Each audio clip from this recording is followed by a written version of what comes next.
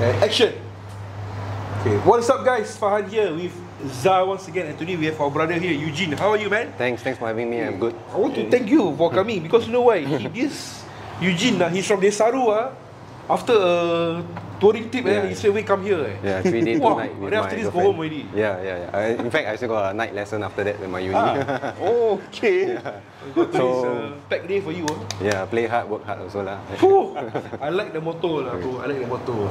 And of course, today we have Suzuki GSX-S1000GT. GT plus.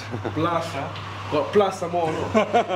What's the plus for? The panniers actually. Oh. Yeah. I think in the Western country, if no plus, basically no panniers. No panniers. Yeah. It's like handphone idea nowadays. Plus, Pro Plus. Lucky not Pro Max. Okay, so before Eugene tell us a story about his bike, I'm going to give a bit of background about it.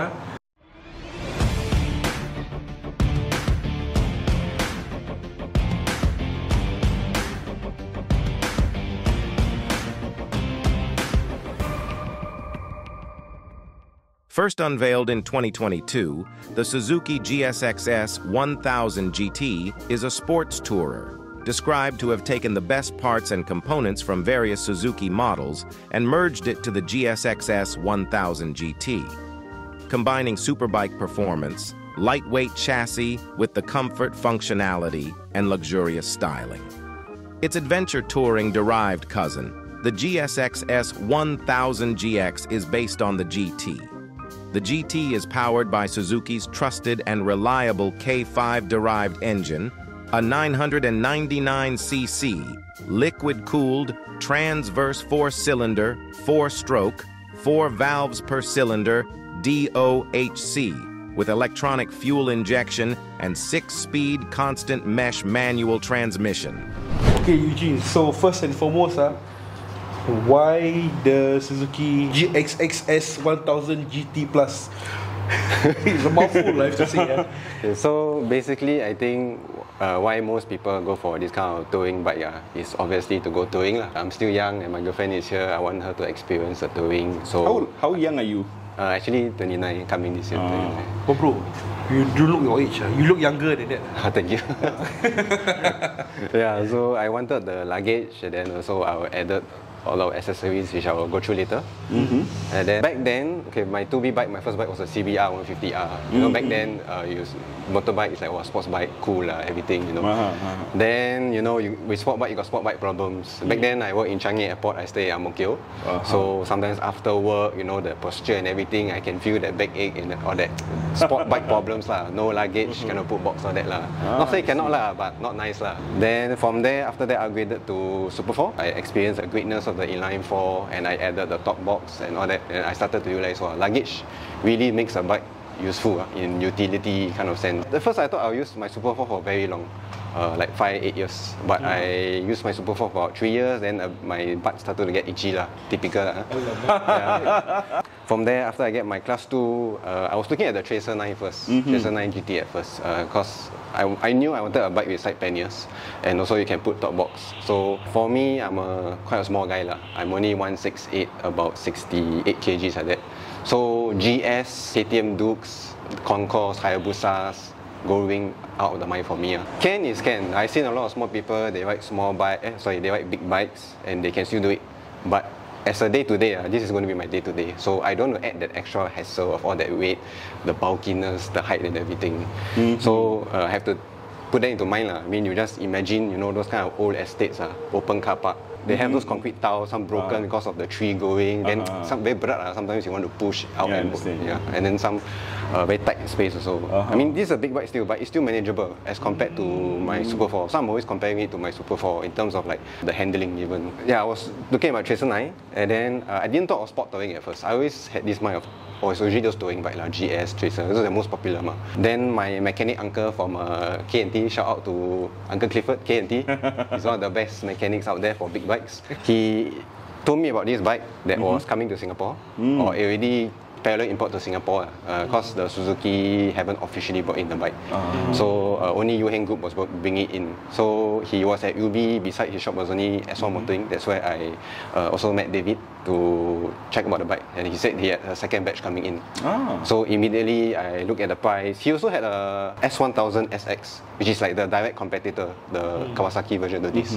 So I was looking at both of them rigorously at the internet, everything before I decided at first. The main difference between this and the Kawasaki S1000SX, I would say, is posture lah. Posture and the overall feel. It's very, very minute difference. So I would say, when you choose that kind of sport touring bike, it comes down to what of the look calls to you most. So to me, immediately I fell into this face. Only a mother could love this face. So he called to me, and you know, just like that one guy, the Multistrada, that he said, you know, when you pick, when you pick the right bike, you know, when you park it, you walk away, you always turn back and to see your bike like a proud mother, proud father, like that. I do that to this bike too. My girlfriend knows about it. Shout out to her. Yeah, so I always do that. It's like, wow, look at this proud mom and like that. So yeah, so beauty is in the eye of the beholder. No matter what bike, if you love it, you know, you will stick with it. So this is, I'm definitely going to stick with this bike for at least good 8 years. 8 to 10 years if I use up the whole COE, or maybe even renew. Yeah. I have to say, in terms of the design, the looks are wow, it's beautiful. I actually fell in love with it. No? Yeah, I mean when I first saw it. The lines, it's the lines is very, you know, beautiful. Yes, really beautiful lines. You know, Suzuki, a blend of curves and angular lines. You know, totally awesome. Suzuki really done it this time. The face is only a mother could love. And I think, you know, that's something that every motorbiker understands. It doesn't have to be, you know, the fastest, or it doesn't have to be the most bulkiest or the most amenities. But if you like the bike, means you like the bike, you'll make it work. But provided, you know, the underneath is, you know, as solid. And for Suzuki, I have no fear. Bulletproof. Yeah, I have to say, Suzuki and Kawasaki really make very good motorbikes, you know. It's just that over in Singapore, they are really underrated. Yeah. Unlike in Europe. To add on, basically, because I joined the international owners group for this, so most of the owners are US, Europe, and then they did pick up a few things here and there. Then I can discuss a bit more in depth, especially for potential owners. There are some things you need to be aware of, and it can also pertain to the GX model, the new adventure model that uses the same frame, that uses the same engine and everything. But adventure mode. Yes, the adventure model, basically to compete with the Tracer, taller and everything. But for me, like I said, the height, so I prefer this kind of height. I can flat foot it even for a 168. A bit lean. Yeah, I have to say the seat is quite low. Cuts in deep also. So to me, number one is, besides just the luggage, and that's a bonus to me, it's also the comfort for me riding as my body stature. Because, you know, I've been riding for about 4 or 5 years already. It's not much, but then I understand why is it. Like, you know, sometimes when the bike is too much, you daily hassle for your daily activities. So I had to keep that in mind, and then this class of sport touring is a perfect size for me. And the best is I can stay with my inline 4 engine, which is like, I cannot go back to any other engine. It's so smooth. Yes. And nice sounding also, right? Yes. To me, it's the best engine. It's coming from a Super 4 some more. Is it gas guzzler? For my trip to Desaru, full load, panniers, box and pillion, I'm clocking in about 18 to 19 kilometers per hour, which is actually not too bad for 1000cc 4-in-1. 18 to 19 per litre. 18 to 19 kilometers per litre. You say per hour, Ustaz? Cannot tak per hour. It's a dream, not guzzle. Okay. Yeah. So full tank, how many liters? And on a full tank, how far can you actually go? Theoretically on paper. Okay, so the tank is 19 liters. My recent trip, or my trip now, is 18.2, if I remember correctly. So times 2, that 18 is almost 3. You can reach almost 300 if you're very. Provided you don't ride like crazy . I use a cruise control. There's cruise control. I cruise at about 100, 110. So it was staying at 18 kilometers per litre all the way, which is not too bad . But if you remove the weight, the panniers, definitely the mileage will be better. It depends on your look. So okay at least almost close to 300 kilometers. Yes, so you can push it that far. I believe you can push it. I never push it that far because I'm not one to take risks. So usually, you know, down on 1/4 I pump already . I just stay safe . How's the handling like for you? So you can see there's bar risers that comes with it. So the posture is very close to a street bike but not so upright. So it's a very comfortable position. You can even go aggressive if you want to. Like I've seen people being on track day and they go aggressive, you can do it. So it's like a mix of both worlds. It's basically in between. Like I said, inline 4, very smooth. I have a pros and cons links that I can bring up to, like I said, for my potential buyers out there that I can go through also. So firstly, this is a K5 engine. Inline 4, so the engine is about 17 years already. It comes from the K5 Gixxer since the 1990s, so it's been redone, revamped many times. Right now it's bulletproof, it's very solid. So I guess, if Suzuki does that, they have a lot of believability in this engine. It's my first time experiencing the engine. It's like, such a nice thing to be sitting on top of, to tour with. Very smooth, but at 4,000 to 5,000 RPM, there is a slight vibration. Not 100% sure why. It's been brought up before in the forums, like the international owners forums, but it's not something that you'll notice when you're touring. But if you think about it, you can actually notice it, about 4 to 5k, any gear, any speed. So when you're touring at 6 gear, usually 6 gear, you reach that RPM is maybe 110, 115. There is some slight vibration on the handlebars and the foot pegs. But after that, in between lower and above, is smooth already. A bit funny on that part. This thing comes with a pack full of tech also. One reason why we go to class 2 is all the technology that we want on the motorbike.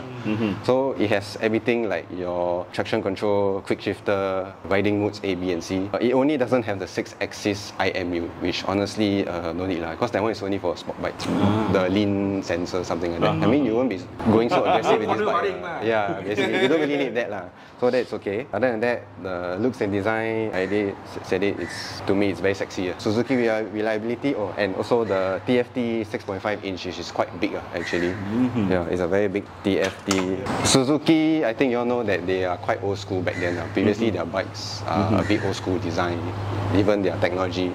So this bike and all the future bikes coming out now seems to be packing all this technology into their bike now. I think Suzuki is doing the right thing. They're going the right path. They catch up now. Yeah. And they're doing it with their very good reliability performance, which is a very good thing. So I came from Honda to Suzuki. I can vouch for this. Even Honda, these basically Japanese brands. I'm a Japanese bike. Riding position, as I mentioned, long haul, no problem for me and her. I'm pretty sure you can just one shot all the way to KL also, no problem. For me, that's my height, 168. Decent aftermarket, so I can go after the aftermarket parts. Besides the stickers done by, shout out to Man Lambat at CS Graphics. The rims, right? Rims and the stickers on the fairings. This one, the yellow. I call it Suzuki yellow. When I was talking to him, they said, something like Suzuki yellow with that blue. Because I love the blue, so I didn't want to do a full sticker. I just want a minimalistic. You want to maintain the stock look? Yes, this color is perfect to me. I fell in love with this color. Because there's this color, one more darker blue color and black. And then the 2024 version is a red. The red, it makes it look like Ferrari, honestly. If that red one comes, it's going to be a very tough decision. But this one came ready. I will go through the cons also, to be fair. As someone who is a fan of this bike, I want Suzuki to improve also. So I need to, hopefully if there's any Suzuki people watching this, even Suzuki Japan or Suzuki Singapore, please, there are some things that you need to change. If you go to any forums, you will know what I'm talking about. Okay, firstly, the MySpin app. I'm not sure if you're aware that they have a Suzuki app for their motorbikes now called the MySpin. It's basically their own proprietary app to take calls, do the map, and then you can add in other app functions to display on the TFT. One big problem I have with this app is that you cannot use it when it's locked. Meaning, if your phone locked already, basically the connection cut off, which makes no sense. So basically your phone has to be on 24/7 unlocked basically for the connection to stay and for to transmit basically whatever data or things you want on the TFT screen. I think... So even if the screen blacked out also? Cannot. So basically, my phone will stay on, saying like the Suzuki saying it's connected basically. So the screen is still on. And it needs to stay on in order to connect with the TFT display. And they're bringing that same nonsense to the GX also. So I believe it's a coding problem or coding issue somewhere. That makes no sense that the phone has to be stay unlocked. So, if they should hire some pro coder from Grab or TikTok and just fix this whatever I heard it's some code issue or what lah. So they need to do that. They will update it soon lah. Who knows? Yeah. So basically for my Desaru trip, I use Google Map. I didn't even use my speedometer. There's this hot start rattle debate on the engine. So this engine comes with a cam chain torsioner. Basically, there's this drive at the side of the engine. I believe it's for the RPM assist. For rider's assist basically, and when after riding for a while you off the engine still hot, then you on back to maybe continue your journey. There's this rattling noise on the right side of the engine.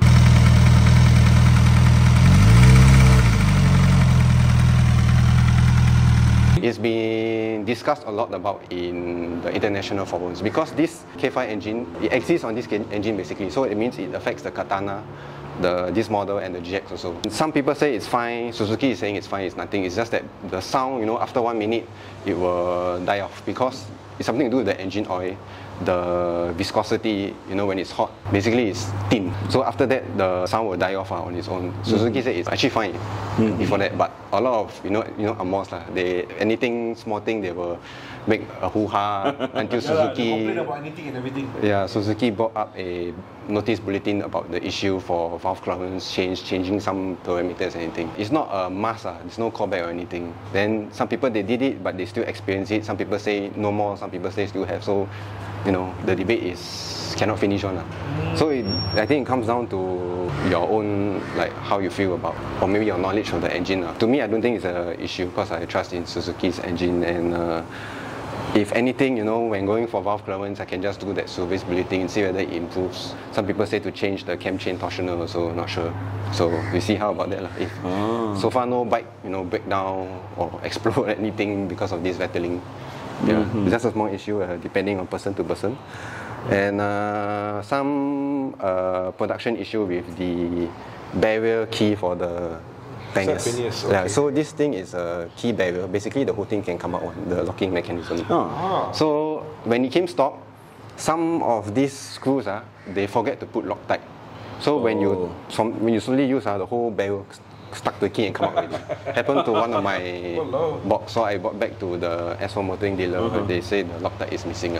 It's a known issue but it's not a big problem. Yeah, that's just a minor issue. Yeah. So far on the international forum, has there been any reported major problems with the bike? No, not so major to the sense that recall. Because if anything, the models before that, like Katana, the model came out before, I believe. It uses the same engine, the K5 engine. So if anything, that model should have picked up something basically. I trust in Suzuki's reliability. I mean, they made the Hayabusa, so this thing should be as bulletproof as a Hayabusa. That's the cons. Did I miss any pros? Oh yeah, pros, accessories. Accessories got a lot, right? Yeah. So the things I changed is the windshield to Puig windshield because I wanted it taller. Suzuki, they has their own version of the taller windshield, but I prefer the design of Puig because of the curves. Curves to add more curves. Looks nicer. It looks more aggressive. Yeah, it's much taller, so it covers until my helmet also. So it makes a difference. So for taller riders, I recommend changing the taller windshield, be it the stock Suzuki or get other makers. This thing comes with it's not accessory but I forgot to mention that it comes with a USB charger. USB-C. So I was charging while riding to Desaru. It managed to actually charge. I mean, not so fast like supercharge, but the battery is going up until I reach my destination. My entire backside is all aftermarket. Oh, even this one? Yeah. Okay, so that's cool, man. I got it from a vendor called Advanced Sport Touring from the US. They do this also for the Concourse and GS also, I think. Oh, nice, Yeah. So it didn't come in the box. It's only the rack. I asked them to do it the GV. What you call it? The GV. Dolomite. I forgot. There's this GV point something that for it to lock for all their series of boxes. Okay. And then this rack plus the backrest came together, so it's an installation to the box. Okay, that's cool, man. Inside here, basically you take out the panels and the backrest, the back seat, and then expose some of the. So they attach together to the frame inside. Yeah. Okay.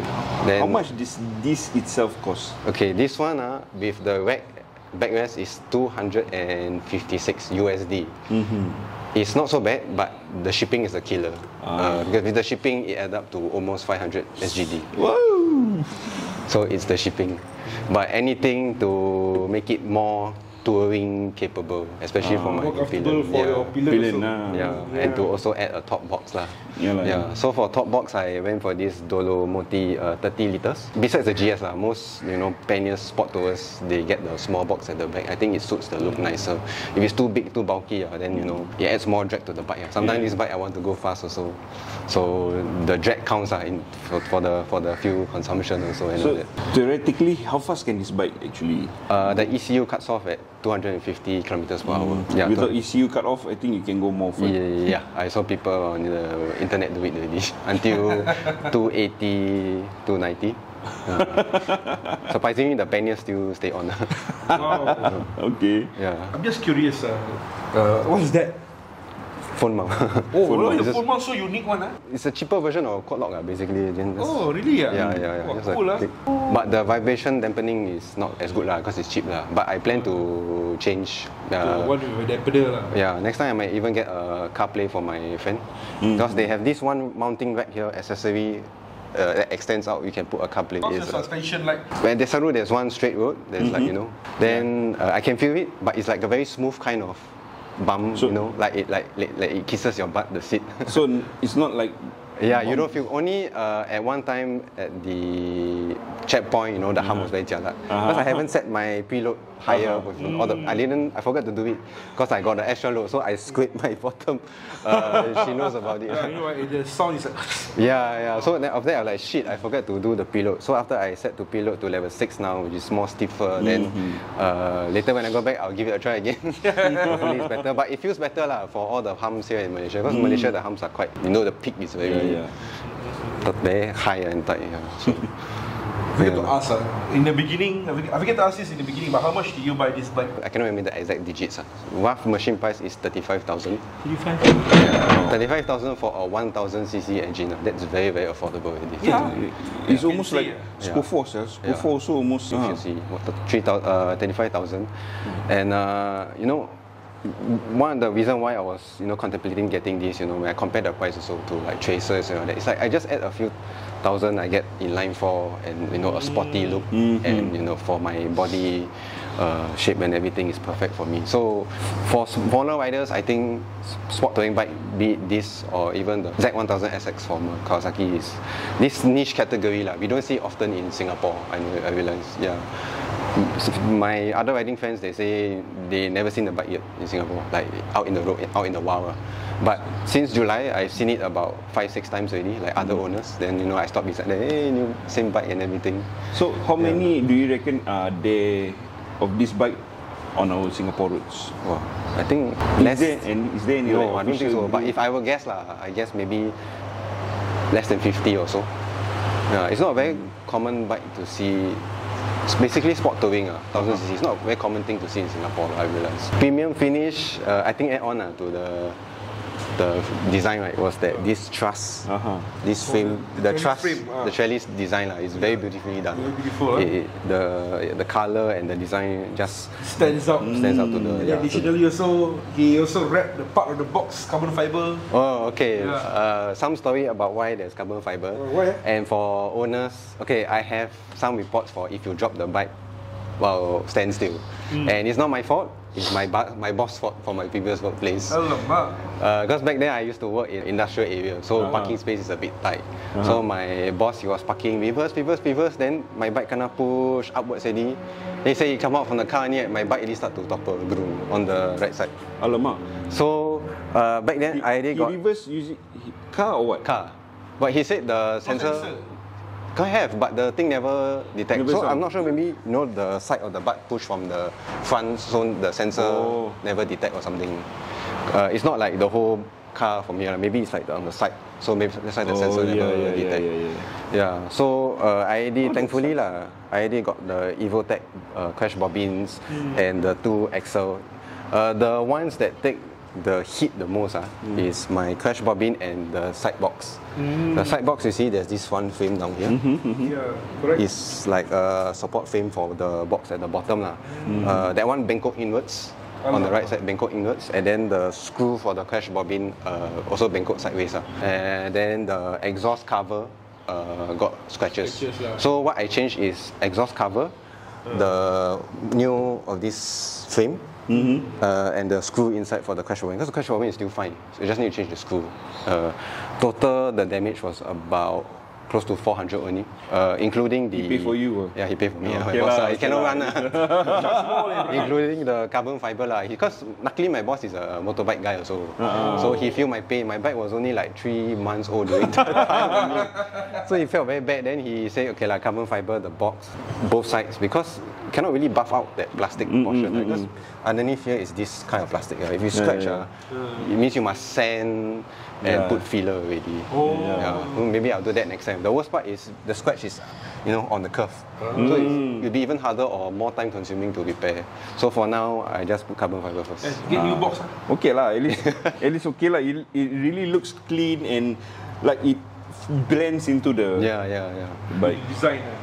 Originally, Man Lambat mentioned that this carbon fiber sticker might be a bit hard to stick on this kind of plastic surface. But so far it's okay. It's not peeling or anything. Yeah, correct. I believe in Man Lambat. I believe in him also.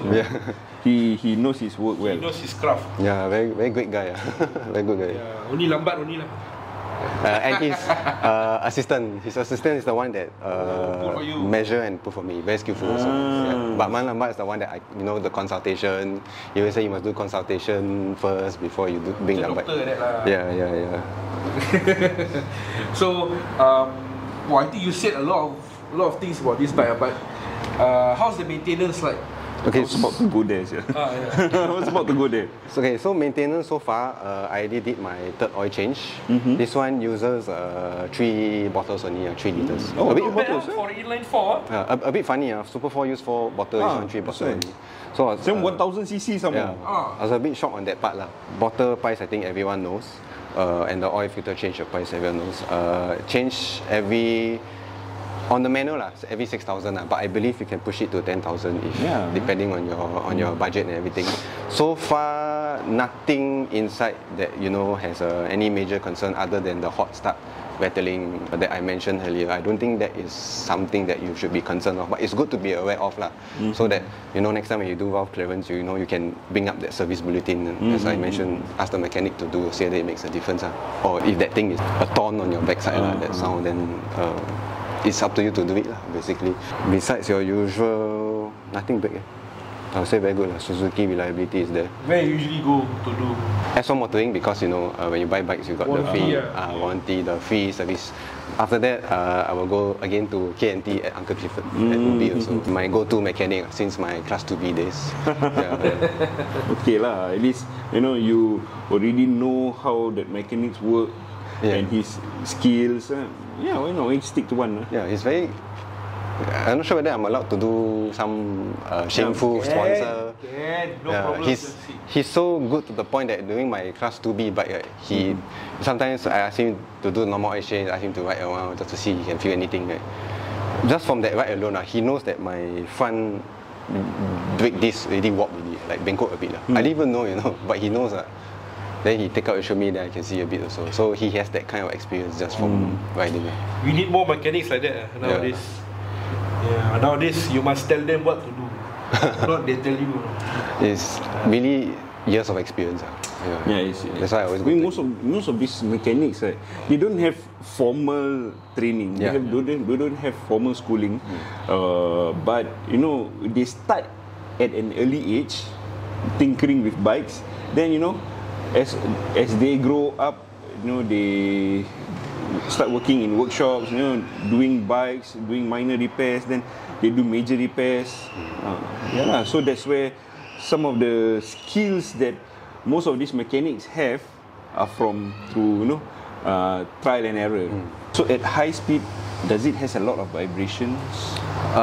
I only went up to 180 lah, because I'm not so crazy one. 180 also high speed. But 180, but that is not like constant, you know. It's like maybe I shoot up from the back of the convoy to the front of the convoy for about 5-10 seconds, and I maintain that speed 5-10 seconds. Honestly, if it doesn't come to mind, means it's smooth as butter lah.